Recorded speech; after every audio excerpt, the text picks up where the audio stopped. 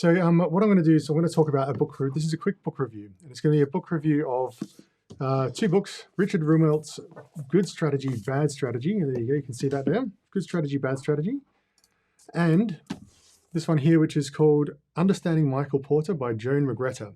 Now, this one here, Michael Porter is a famous strategy professor, and he wrote a large number of great books that I have not read. But as people say about the classics are books that everyone wishes they had read, but no one wants to actually read. One could argue that that's the case, but who knows? But apparently Michael Porter is quite hard to read. I do plan on reading some more of Michael Porter in the future, just because this was such a good book. But this is a really consumable, easy to read summary by Joan Magretta, who worked closely with Michael Porter. Now I'm going to talk about these two books. So I'm going to be talking about them in the context of a reader. Obviously, I read them. I recommend these strongly. So this one here is called Good Strategy, Bad Strategy.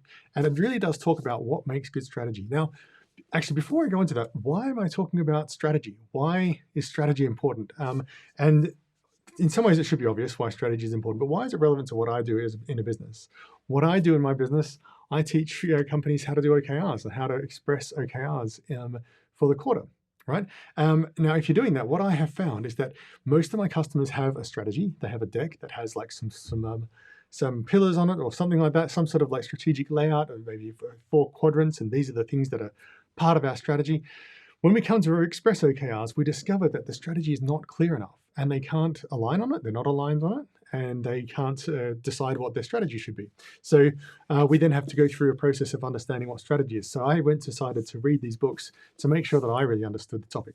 So this book, Good Strategy, Bad Strategy, is the first book that I've ever read that explains what makes a strategy, what a strategy looks like. Now, I have to say, this book, it's not a massive book. I read this on Kindle, actually. I've got the paperback edition just because I like to have paperback copies of books that I find excellent. This book was excellent. It has 3 parts. The first part is on sort of like theory. It's like how he thinks about strategy. So it talks about good and bad strategy. The second part is sources of power, and that's his sort of theory of what makes strategy, like what types of decisions you have to make.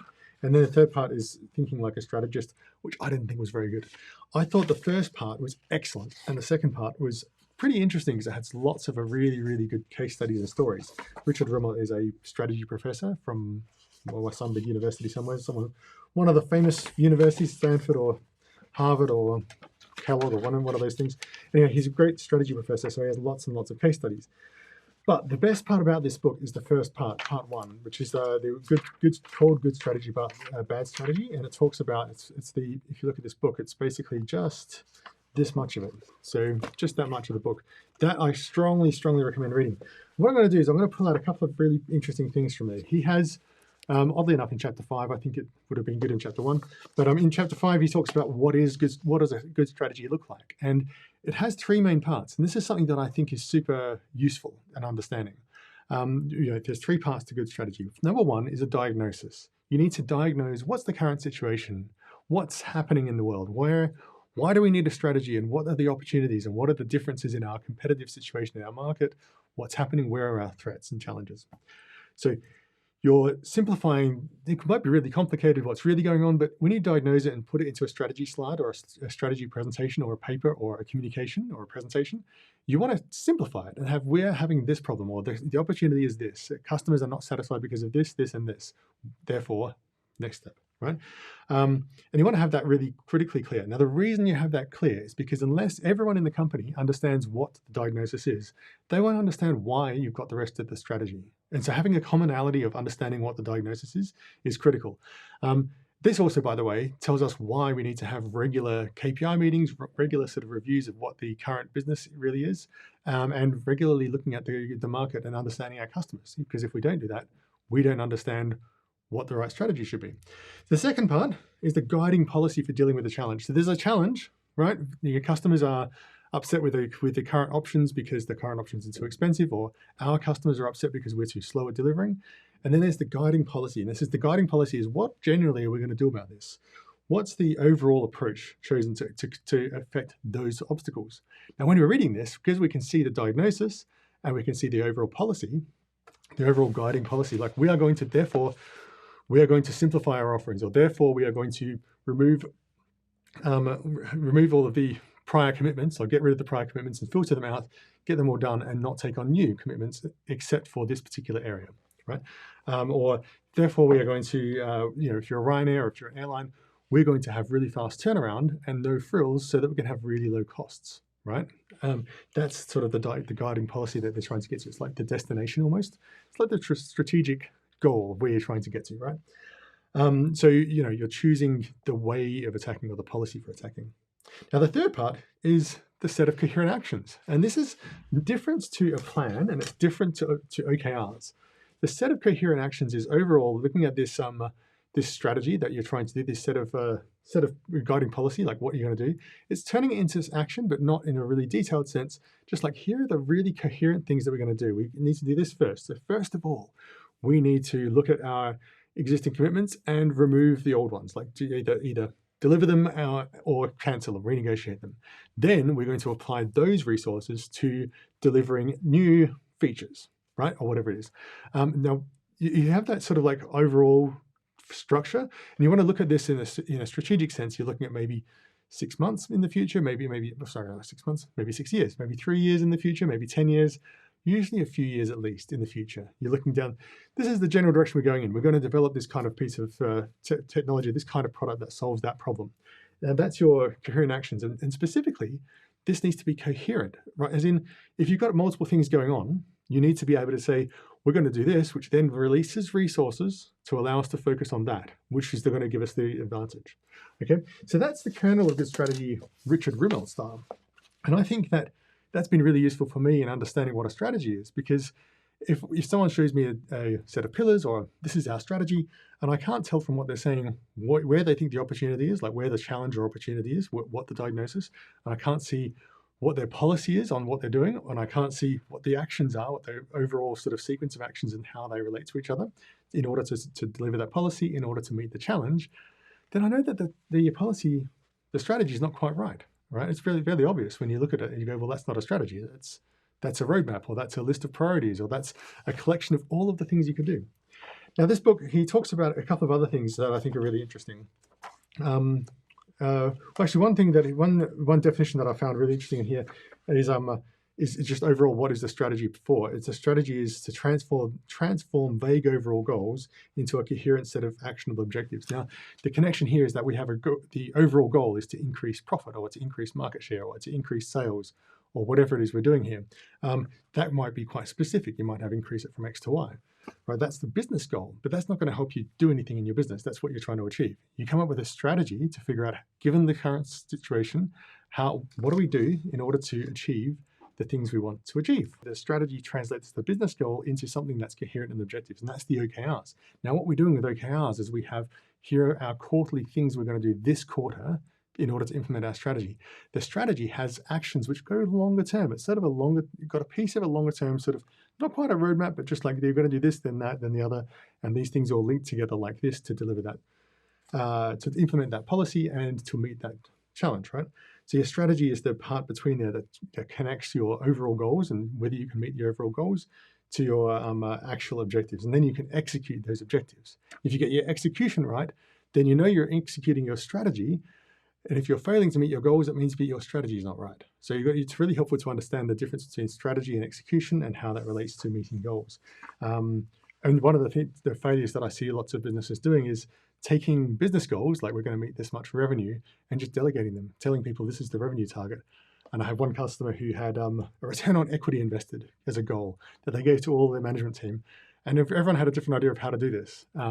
So it didn't help them to come up with anything at all. They all disagreed on what to do. Now, one of the other things that this book is really good at is talking about bad strategy. It's good strategy and bad strategy. And it talks about, there's a couple of interesting challenges here. Fluff is one of them, like when you have a strategy that has a lot of fluff in it, a lot of highfalutin words, a lot of words that seem really sophisticated but don't actually say anything. That's usually basically like creating the illusion of a strategy. If it's something that you struggle to understand when you're reading it, it's probably not a strategy. If people talk about disintermediation and so on, what are they really meaning here? And when you get down to what they're really meaning, they mean direct relationships with customers. They fail to face the challenge. If you haven't actually defined the challenge and you can't actually meet that challenge and you're not meeting that specific challenge, then you don't really have a strategy. There's just, we've got a series of things we're doing and a policy for doing something, but why and what are we trying to achieve by doing it? There's the two that I think are really interesting in this, the bad strategy, are mistaking goals for strategy. Merely having goals or merely having an objective, like, or a roadmap, that's not a strategy. That's a plan. It's helpful. It's not really a plan for overcoming the obstacles, because you don't have what the obstacles are or how you're making decisions. No one can assess whether this is a good approach to that particular scenario or not. And then finally, bad strategic objectives. And I thought the bad strategic objectives were really interesting.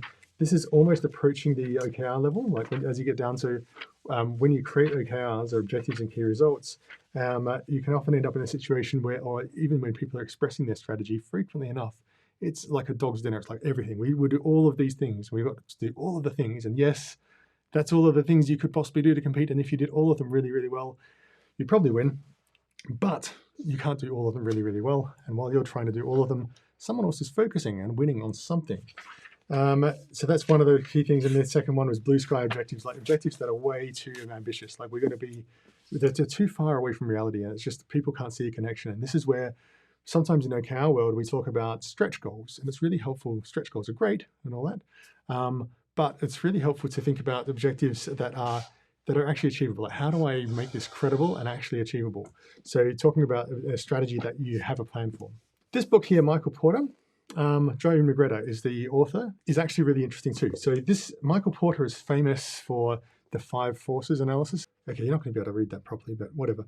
There's 5 forces of the industry, and basically the idea is that there's rivalry, there's new entrants, there's bargaining power of buyers, there's bargaining power of suppliers, and there's the threat of substitutes, the alternative products that could be different to what you're actually selling, not just your immediate competitors. So that's the 5 forces. He's famous for that, and that's often used in business schools. It's taught in every business school, pretty much, and it's used to understand industry structure and so on. Now, but what's really interesting here is that what he talks about is that strategy is really about taking advantage of the industry structure, like how your industry is structured around these 5 forces. What's happening here? Are there strong suppliers, strong buyers, lots of new entrants? Is it easy to enter? Is there a lot of rivalry? And how do you position yourself in relation to them in order to generate a better result? And what he says is that a strategy explains how an organization faced with competition in the context of these 5 forces will achieve superior performance. And it's not just about making a profit or about being bigger or growing faster. It's about how do you capture more profit than other companies, right? And that means you might be a smaller market. Like if you look at Apple with the iPhone, they're pretty big player in the market, but specifically they capture most of the profit in the industry, right? But the other thing that happens here is that he talks about how to compete in this context, and he talks very similarly to Rumelt in many ways. They're very compatible books. And what he's talking about here is that you need to do something different. So he separates out the industry from your value chain, which is how you produce value, and how your competitors or alternatives produce value, what activities they're doing. And your choice is basically between either trying to compete by being the best, like doing the same things that they're doing, but executing better, and then you might meet the same needs, but at a lower cost, or you might have slightly higher quality or whatever. That might be an advantage, but it's very hard to sustain. So this is the traditional type of competition. You're competing to be the best. You're competing on execution. The alternative, or the idea of competing on strategy, is to perform different activities to your rivals. So you want to choose a different value proposition, something different about your value proposition. And this is where the rest of this book is really excellent. He talks about the different things you need to do. So creating value, like what's your core value proposition? How is what you're offering people different to what someone else is offering? Not necessarily better. It has to be better on at least some aspects, but not all. Like if you look at EasyJet for flights, they're better because they're cheaper. They're better because they're faster. They're more frequent, right? But they're worse if you need any transfers. If you look at Apple, they're better in design. They're better in usability in many cases, but they miss out on certain things. Like gaming, for example, they're not as good at gaming. But they've got a unique value proposition. But more than that, you have to have a unique value chain, like a unique set of things that you're doing that are different, that enable you to produce that value proposition in a way that other people cannot. So Apple, for example, owns its software and its hardware, which means that Dell or Microsoft can't compete with them because they don't own both of them. Even Microsoft with Microsoft Surface, they're doing things in a market where they have dependencies for their software as well as their own hardware. And so they can't necessarily compete directly with Apple in the same ways because they have all sorts of other things that they have to do. So Apple's much better at making Apple's value proposition than Microsoft is, and Apple's better at making Apple's value proposition than Dell is. And so what this means is that you're choosing different, not just a different value proposition and different value chains, right? But that value chain involves trade-offs, and those trade-offs are hard to make. So you look at the different companies, like IKEA is a great example. Their trade-off is that, one of their trade-offs rather, is that you have to build your own furniture, right? Which means their prices are much lower, which means that they can deliver things much faster. You can get immediate gratification because you pick up the box and take it home. Now, nobody else can do that because they've decided that you're not going to build it yourself. You have to build it, they have to build it, which then means that they can't afford to store it and ship it. So then they have to have it in warehouses and ship it to you 4 weeks later, which means you can't get instant gratification. So that trade-off is really important. Then you need fit between all of the different things you've chosen as part of your strategy. They need to fit together and amplify each other. So they sort of like, but because we have flat pack furniture, we can, then people can build it themselves and they can put it in their cars and it's instant gratification. And these things all fit together, but that also fits into having a large warehouse and a showroom, and then people going and doing self-service without customer service, without salespeople. And all these things amplify each other because each one of them is a hard trade-off. But by making them all at the same time, we get a much stronger way of delivering our value proposition. And finally, this talks about continuity, which is basically doing the same strategy for a long period of time, which doesn't mean being static. It doesn't mean sort of never innovating. In fact, it means that you can innovate because you're focused on a particular value proposition, particular value chain, and doing things. So if you're thinking about strategy, these 2 books I highly recommend. I think they're great. There's a couple of others that I'm planning to read that I have read that I thought were excellent as well. But these 2 I strongly recommend.